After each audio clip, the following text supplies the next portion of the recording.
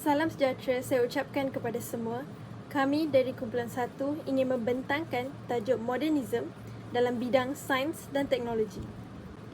Ahli kumpulan kami terdiri daripada Fatin Najiha, Madhunisha, Chia Tian Ai, Nur Wahida, Kistina Wafia, Muhammad Iqbal, Khairul Azri, Ahmad Amirul Hakim, Nur Aisyah, Alfina Elisa dan juga Muhammad Syarul Iqmal. Modernisme merujuk kepada gerakan kebudayaan, seni bina dan juga kesusasteraan yang berkembang 30 tahun sebelum 1914 lagi. Dan istilah ini telah digunakan kepada gerakan politik dan juga kebudayaan pada akhir abad ke-19. Dan modernisme ini menekankan kepada kuasa manusia dalam mencipta dan memperbaiki alam persekitaran mereka dengan menggunakan sains, teknologi dan juga uji kaji praktikal. Dan modernisme ini dia menggalakkan penilaian semula setiap aspek kewujudan dari perdagangan hingga ke falsafah dengan matlamat menentukan apa yang akan menyekat kemajuan sosial dan menggantikan itu dengan sesuatu kaedah yang lebih baru. Dan dengan ini modernisme telah mewujudkan satu situasi di mana keselesaan diutamakan. Antara tokoh modernisme ialah Friedrich Nietzsche, Sigmund Freud dan juga Virginia Woolf. Friedrich Nietzsche merupakan seorang ahli falsafah Jerman yang terkenal dengan pemikiran kritisnya tentang agama, moral dan budaya. Nietzsche menolak nilai tradisional dan cuba mencipta konsep baru yang lebih sesuai dengan zaman moden. Sigmund Freud pula merupakan seorang ahli psikologi dan psikoanalisis Austria yang mengembangkan teori tentang kuasa bawah sedar yang mempengaruhi tingkah laku manusia.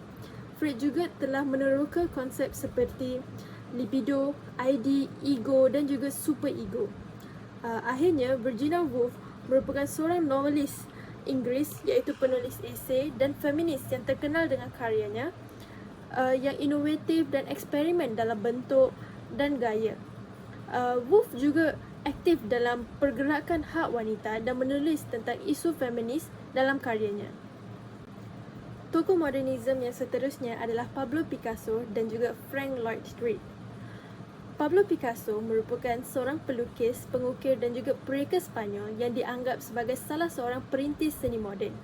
Picasso telah mencipta gaya artistik yang berbeza dan menggabungkan pelbagai teknik dan bahan untuk mencipta karya seni yang baharu dan inovatif. Dan Frank pula terkenal kerana beliau telah mencipta reka bentuk yang inovatif dan mengambil pendekatan baharu dan berbeza untuk reka bentuk bangunan beliau. Dan beliau juga telah membangunkan falsafah seni bina organik yang telah menekankan kepada integrasi harmonis bangunan, alam sekitar dan juga manusia. Antara ciri-ciri modernisme ialah penggunaan teknologi baru, pencarian untuk kebebasan bersuara, penekanan kepada kepribadian dan subjektiviti, keterbukaan kepada pengaruh asing, eksperimen dalam bentuk dan gaya, pemikiran individualistik dan juga penolakan tradisi.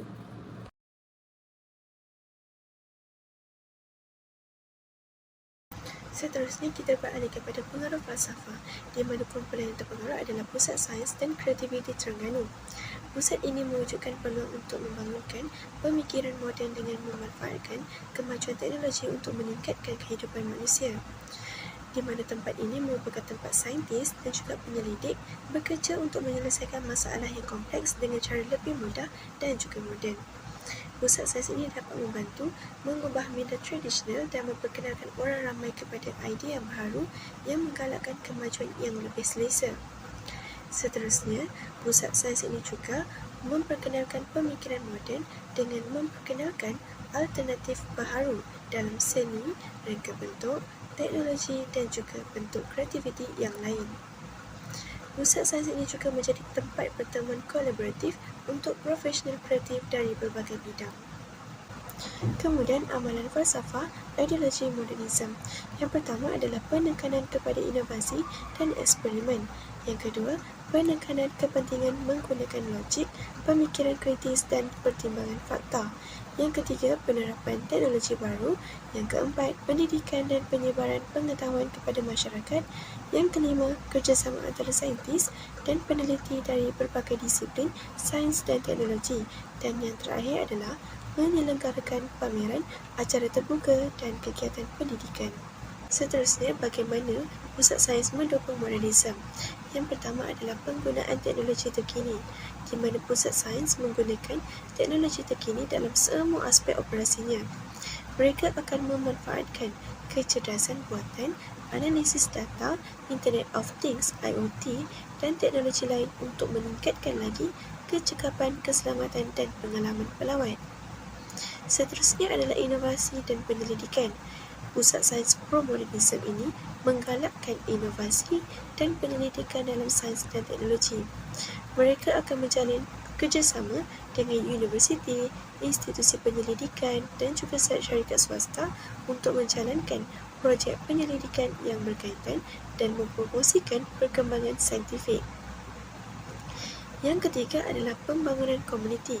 Pusat Sains Moden bertindak sebagai pusat pembangunan komuniti di mana menyediakan akses kepada sains dan teknologi untuk komuniti yang lebih luas. Mereka akan menganjurkan program pendidikan, bengkel dan juga aktiviti bersosial bertujuan untuk meningkatkan lagi kesedaran dan pemahaman orang ramai tentang sains.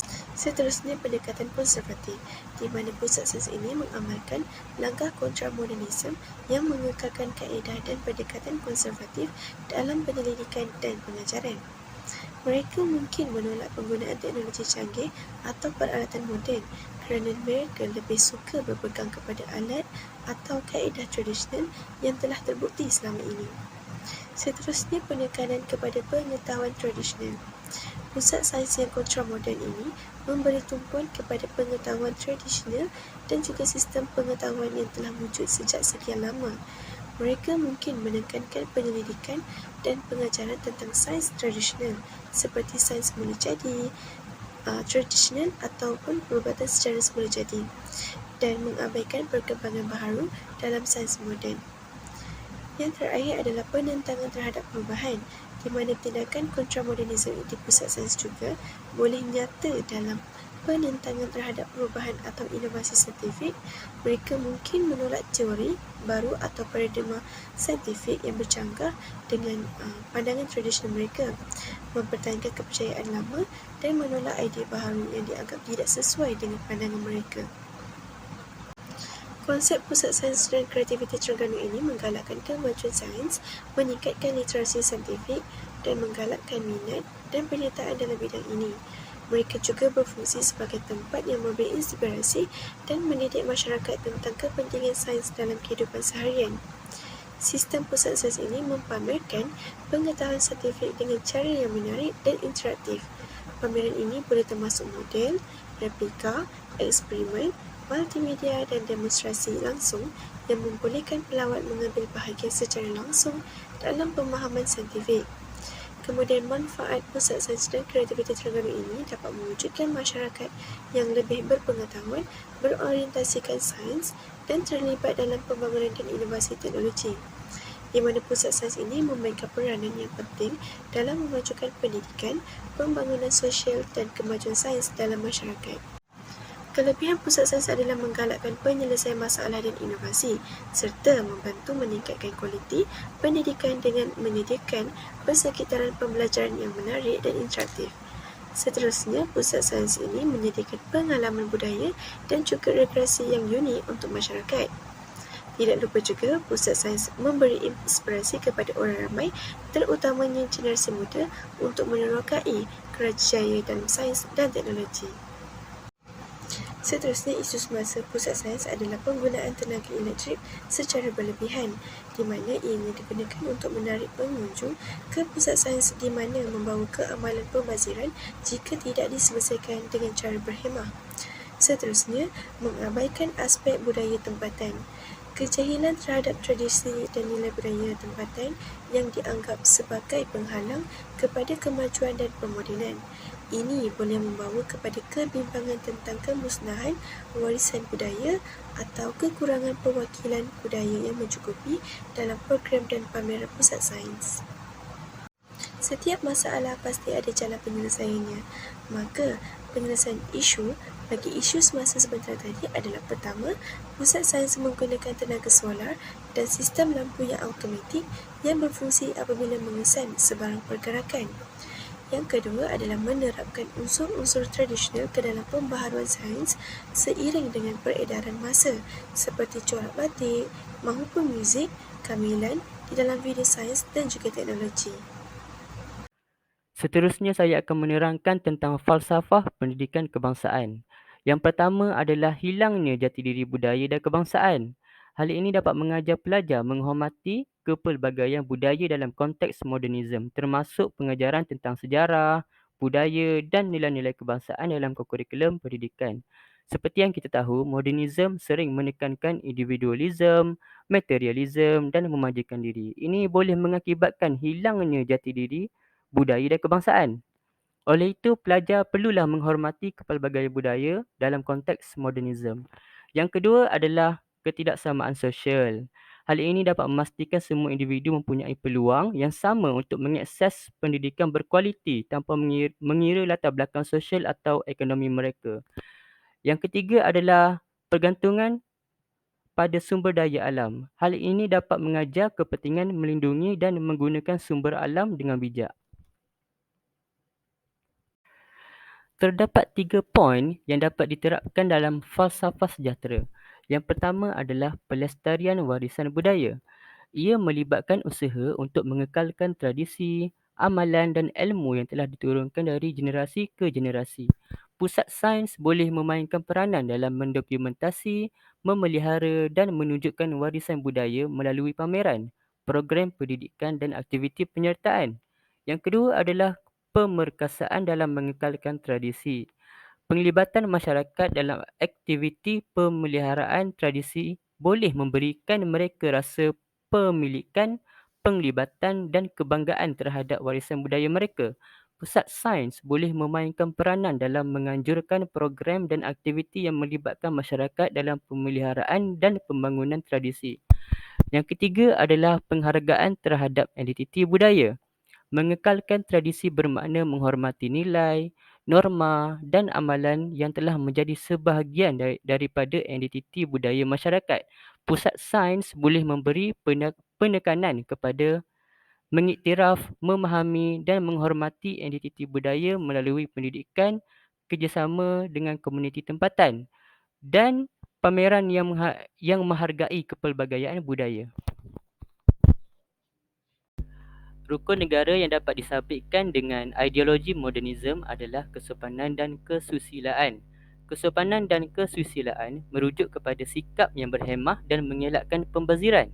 Dalam erti kata lain, setiap orang seharusnya mempunyai moral yang tinggi dan benar agar masyarakat dapat hidup dengan harmoni. Akar tradisi dan budaya rakyat Malaysia yang penuh tata susila dan kesopanan seharusnya dipelihara dan diamalkan supaya masyarakat bebas daripada kebudayaan falsafah liberalisme yang boleh merosakkan akhlak dan moral masyarakat.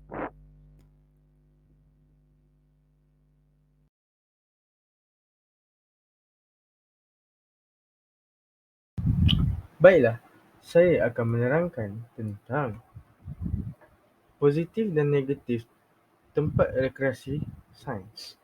Apakah terdapat beberapa kesan positif dan juga kesan negatif? Antara kesan positif ialah memudahkan orang untuk memahami tentang ilmu sains dan teknologi berasaskan fasiliti yang disediakan, mengembangkan ilmu sains kepada generasi baharu dan juga memperkenalkan teknologi moden sains dengan visual dan gambaran untuk mudah difahami. Selain itu, tidak juga kita terlepas dengan kesan-kesan negatif iaitu tidak sepenuhnya elektif kepada semua golongan umur. Ianya hanya sekadar menarik perhatian, menelan kos yang tinggi. Tiada pembaharuan yang mengikut teknologi semasa, fasiliti barang kurang menarik yang mengakibatkan orang kurang berminat untuk mengetahui sains dengan lebih lanjut. Akhir sekali, daya tarikan yang amat kurang menyebabkan tiada tujuan untuk hadir. Itu sahaja daripada pembentangan daripada kumpulan kami. Assalamualaikum warahmatullahi wabarakatuh.